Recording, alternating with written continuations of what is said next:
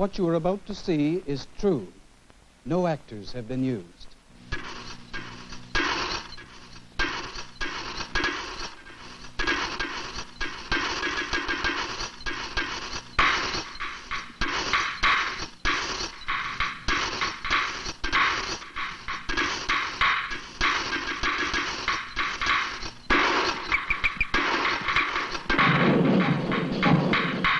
This is psychiatrist Dr. Vivian Rakoff. Well, I've asked you this a couple of times now. We're only just getting there about your eating at such times. When I feel sad, yes, I go. I get tough emotions. At times I get very confused. I try and do other things, but if they don't work, I get more confused. So I just have to eat, and... You just have to eat? Mm-hmm. Tell me more about that feeling. Well, I don't know, really. I get very confused. I don't know what's going on. I don't know what I should do or what I shouldn't do. Or if I like this guy or not, or what. And I can't confide in my mother, because she doesn't understand these things. So I try to listen to the radio or something, or sing or something, but it doesn't usually work. So I have to go and eat. And after I eat, I feel a little relieved. I don't know why, but I feel relieved. This girl has a problem. She is fat. This is what the world sees. We're about to show you something of her own inner world. This is Dr. Henry Kravitz, Assistant Professor of Psychiatry, McGill University.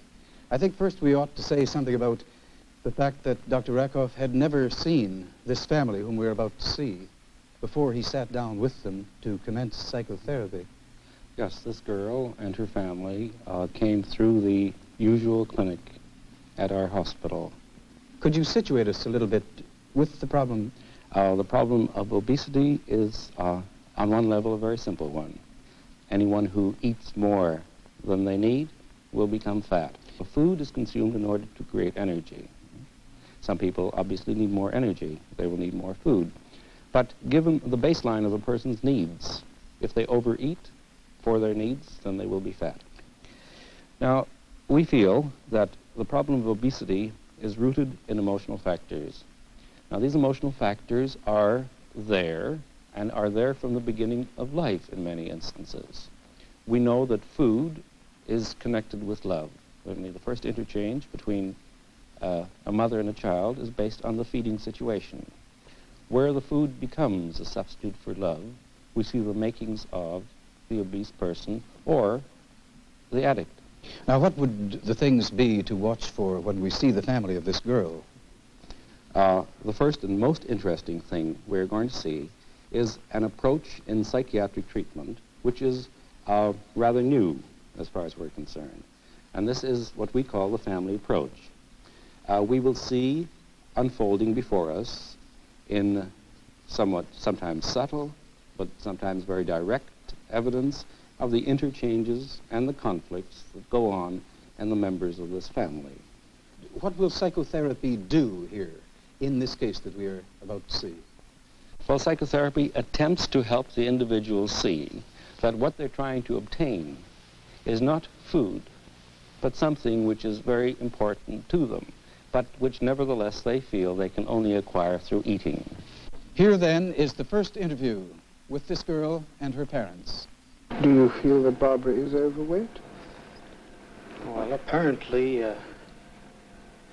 well, in comparison to some of the other girls, she is bigger, shall I say.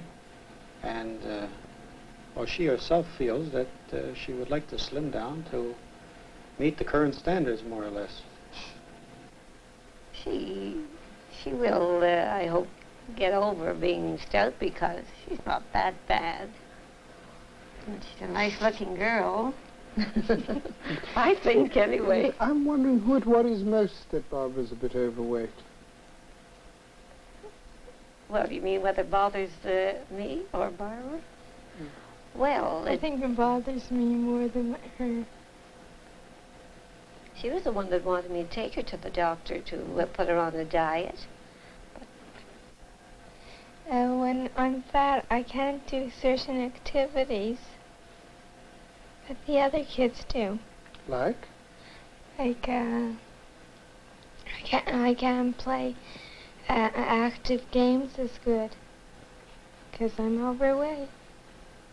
Is it that you can't play the games, or that you're a bit shy of going out and playing them? I'm not shy of playing them. I play them, but I can't do it. I used to tell her to go out or call friends, or it would be fun to go out instead of staying home. And well, she resented it. Mm-hmm. And how did she show that? She used to go in her room, close the door, or just tell me to mind my own business. Tell you to mind your own business. How did you go about doing that, Barbara? Just tell her that I'll get my own friends in my own way and in my own time, and that she shouldn't be so nosy. How do you react to this? Well, there's a certain amount of friction, of course. I don't know if it's any different from any other family, any other teenager. That I really don't know. From what I understand, according to all teenagers, all their parents are wrong. So what do you do? I try not to interfere too much because, I'll be frank with you, I haven't got the self-control that my wife has. What do you So I do? try not to interfere. Well, she doesn't express herself to me. What's wrong? Like, I'll often ask her, "What's wrong? Why do you answer me back?" or something. What? You know, and she won't answer me. And well, I don't know. And if she's unhappy, I'll ask her, or she'll mumble something to me. And, I really don't know. I mean, I know I try my hardest. That's all I can say. When did you start getting this feeling that you and Barbara weren't really talking to one another? Well, I don't remember, of course, what you I confided in frankly me. can't see where she's confided in her mother, or, as far as myself, never. Are you a confiding sort of family? We And never I do still anything go on a without date. discussing it with each other. He'll come and tell me everything. My son will tell me everything that happens, no matter where he goes, what he does. Yes. We always discuss everything with him. So it seems Barbara's different, and you're unhappy about her being Well, different. Yes. Well, we definitely are. When she was a little girl, was she like this too? Yes. Yes, she was. Well, I had lost my first daughter, you see, and Barbara was born a year after I had lost her. And maybe I tried to do too much for her, you know, and if anything was wrong, I couldn't do enough for her. That's all. I just couldn't do enough. Maybe I did it myself by not allowing her to do things for herself, but I guess I was overpowering in some way. And I don't know, should I blame it on that? So really we're blaming things on Barbara's fatness that have been going on for a long time. Oh, I imagine she's so. always been We feel that whatever we do, try to do for her, is for her good. Barbara, sometimes, like, if I'll tell her to wear something or something to that effect, and she'll balk me all the way. And then if she'll do it, and she'll come back and she'll say, "Well, gee, I'm happy I wore that dress because it was the right thing to wear, Mummy." Sometimes I just say that to make her feel good. I'm wondering why Barbara needs to say this, that she says it just to make you feel good. Well, why do you? I don't know. Because you try hard for me. So I figure you're trying, so I may as well make you feel good. See, I get the feeling that you need to have Barbara happy. Well, why should she be a sad girl? I mean, I don't know. If she is sad, why is she sad? I've often asked her, why? I don't know why. I want to help her, which I can't do unless she tells me what's bothering her. Now, I get the impression that your husband's sad also. I wouldn't say that. I Well, wouldn't say that at all. Well, yes, he has been, as far as Barbara's concerned. She never I showed started any to say affection something towards my before when husband. we were interrupted. What I was trying to tell you, yes, in that respect, I have been sad for a long time, because for the longest time, it was my impression that my daughter ignored me completely, and I couldn't reach her whatsoever. Do you ignore your husband? No. Oh, she certainly doesn't. I don't know why. So we've got that Barbara ignores you and puts on a show for her mother.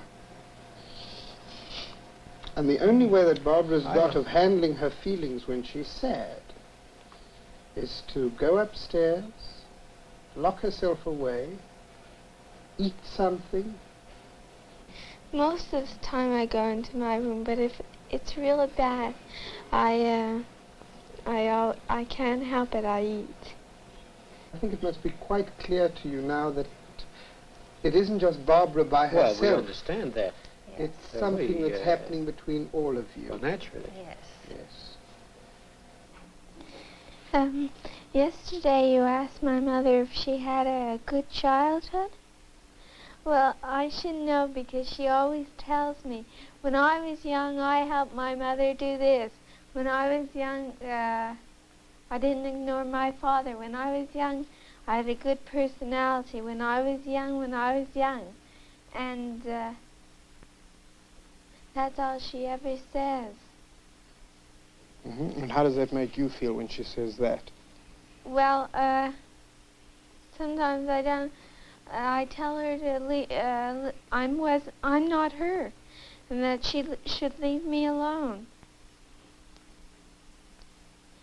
And so she gets angry at me, and I get angry at her. Mm-hmm. Because I don't think I have to do what she does. Say, if she jumped off the Empire State Building, she'd want me to jump off the Empire State Building also, I think. And then how do you feel? What do you say when she says this to you? I tell her that I'm not her and that she should mind her own business. Mm-hmm. And what happens then? She gets angry at me and yells at me. She yells at you. Yeah. I think she yells at me, yeah.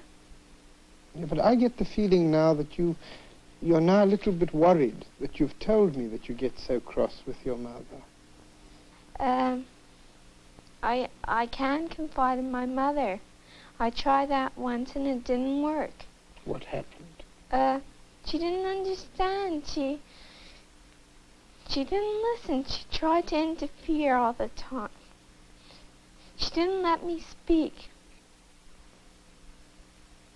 What was it you wanted to tell your mother? I don't remember.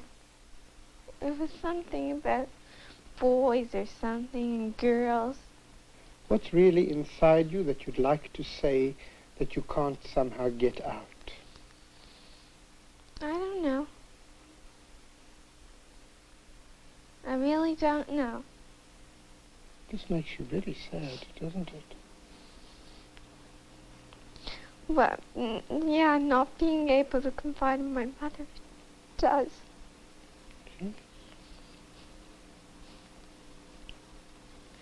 Because a girl should be able to. Why do you think your mother is like this? I don't know.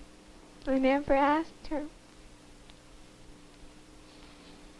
I know I'm hurting myself, but I don't know. How are you hurting yourself? She's really trying for me, but I think I can try for myself. I think I don't need her to do everything for me. So I just let her get angry. But you know, you don't let yourself get angry. So I just go in my room. Just go to your room then. Yeah, and slam the door. Your room sounds like a great place for running away to. Yes. Sometimes I just go in my room and I think I'm someone totally different. Someone more important, and Who do you imagine you are? I pretend I'm Julia. Julie Maxwell. Because I love the name Julia. I never liked my name. I find it dull. Who is Julia Maxwell? Well, she's an entertainer, an important person who knows a lot of people, important people. And she's fun. She's fun to imagine her. Like she seems like a real person, really. But What does she look like? she got a good figure. She has dark brown hair and dark brown eyes. I just love brown eyes. And she's nice. She has a nice personality. She isn't shy. What does Julia Maxwell eat? Well, she eats enough. But she never gets fat. That's what it disgusts me. You know, when you can't imagine that you're her, you eat. Mm-hmm. It doesn't help any, but I probably think it does at the time. And then I go in my room, and sometimes after that I can imagine I'm her. And when I imagine I'm her, I don't feel like eating. I'm having too good of a time. What do you think you would have to do to be important to your parents? I don't know. I don't have the slightest idea what I would have to do to be important to my parents. Now, I've heard it said that, and you can perhaps correct the quotation, inside every fat person is a thin person frantically trying to get out. Julia Maxwell is this other girl, the girl who is interested in boys, who has fantasies of being a very enticing, exhibitionistic actress. Now it comes through a little more clearly in this girl, and therefore doesn't play nearly as important a role, I think, as in some people, where they are not even aware, consciously that is, of these forces, but are only aware of the fact that they have to eat. Now, being able then to tie up this girl's realization of what she is actually doing with the real meaning of what she is doing should conceivably help her? Yes, we come to the process that we call psychotherapy, a process which involves unfolding some of the inner feelings, thoughts, fears, prohibitions, and defenses, which we all use, some usefully, some very detrimentally, as is obvious in this case. Will she lose weight? If therapy is at all successful, then she will begin to lose weight quite successfully. You say if psychotherapy succeeds. Why the if? Ordinarily, we can think of people made of rubber. You know, they bounce and they bounce back. But these highly sensitive and sensitized people are much more like balloons. They're pricked and they're deflated, and they have to blow themselves up again. And food is one way of doing it. Now I say if psychotherapy succeeds, because one has this terribly difficult task of building up their immunity to sensitivity, to being hurt, which is so very difficult, and which may in many instances not succeed. Where this doesn't succeed, the psychotherapy will be a failure. It is now 4.5 months since this girl and her family were first seen by the psychiatrist. They have met weekly since, and things have changed. And when did you find you could start dieting? I don't know, after Ma stopped being so crabby. Not really crabby, so pushy. We aren't arguing, so why should I go eat? And she gives me more freedom. So if I have more freedom, I'm more independent. If I'm more independent, my life is more of my own. You must get mad sometimes. Of course. And when you get mad, what do? I shout. You shout. Yes. You know, before you used to cry. You couldn't say anything. Now I yell. Mm-hmm. And what happened to Julia Maxwell in all this? Oh, she's still here, but not as much. So, you know, I pretend I'm Julia Maxwell and I'm speaking to myself. It's really a crazy procedure. It's very mixed. If anyone saw me, they'd think I was a nut. Well, now, here is a girl who's a lot happier, but she's still fat. Perfectly true. What we're seeing is a segment which has lasted 4 months. This girl has been fat many years. She has to go through a process of retraining, re-education, and building up a confidence which at the moment is really much more on the surface than deep-rooted. Now, it doesn't matter whether at the moment our young lady talks a little more harshly than one would like a teenager to talk to her parents, but we lose the point, the important point, that they're beginning to talk to each other. We hope, not only do we hope, but we assume that coupled with this new way of dealing with people, she acquires also something much more important, a sense of responsibility, because fear, although a deterrent previously, is not nearly as useful as a sense of responsibility. And a sense of responsibility implies that I now begin to consider the effect my feelings have on somebody else's feelings.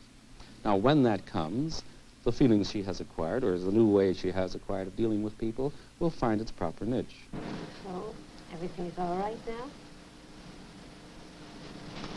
Do you think everything's all right now? Better. Better. She's Can you nice. give me... She's nicer. Yes, can you give me an example?